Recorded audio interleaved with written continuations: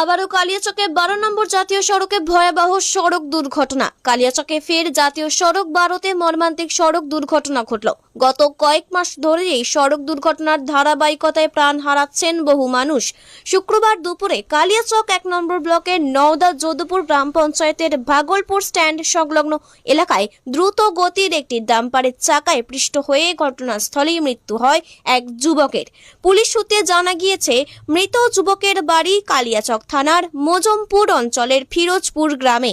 দুর্ঘটনার খবর ছড়িয়ে পড়তেই এলাকায় চাঞ্চল্য ছড়িয়ে পড়ে। এর জেরে প্রায় ঘণ্টাখানেক জাতীয় সড়কে যান চলাচল ব্যাহত হয়। খবর পেয়ে দ্রুত ঘটনাস্থলে পৌঁছে কালিয়াচক থানার পুলিশ পরিস্থিতি নিয়ন্ত্রণে আনে এবং মৃতদেহ উদ্ধার করে ময়নাতদন্তের জন্য মালদহ মেডিকেল কলেজ ও হাসপাতালে পাঠায়।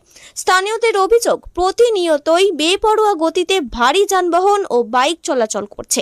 এর ফলেই দুর্ঘটনার সংখ্যা ক্রমশ বাড়ছে। প্রশাসন প্রয়োজনীয় পদক্ষেপ না নিলে ভবিষ্যতেও এই ধরনের মর্মান্তিক দুর্ঘটনা রোধ করা সম্ভব নয় বলে আশঙ্কা প্রকাশ করছেন সাধারণ মানুষ। কালিয়াচক থেকে আবু রায়হানের রিপোর্ট, KCK টিভি। এখানে যদুপুরের ওই সাইড থেকে একটা মোটর সাইকেল নিয়ে আসছিল একটা ছেলে। ভাগলপুর স্ট্যান্ডে ব্যারিকেডের আগে অ্যাক্সিডেন্ট, স্পটে ডেথ হয়েছে। যা বুঝতে পারা গেল ছেলেটা মনে তাকে কোথায় নিয়ে যাওয়া হয়েছে? উপরে নিয়ে গেল, প্রশাসন নিয়ে গেল। সে কি মারা গেছে? সঙ্গে সঙ্গে বাড়ি কোথায়? গাড়ি কি শুনলাম বাইক নিয়েছিল নাকি ছেলেটা? কি গাড়ি মেরেছে? ডাম্পার। কতক্ষণ আগে হয়েছিল ঘটনাটা? এই প্রায় 1 ঘন্টা।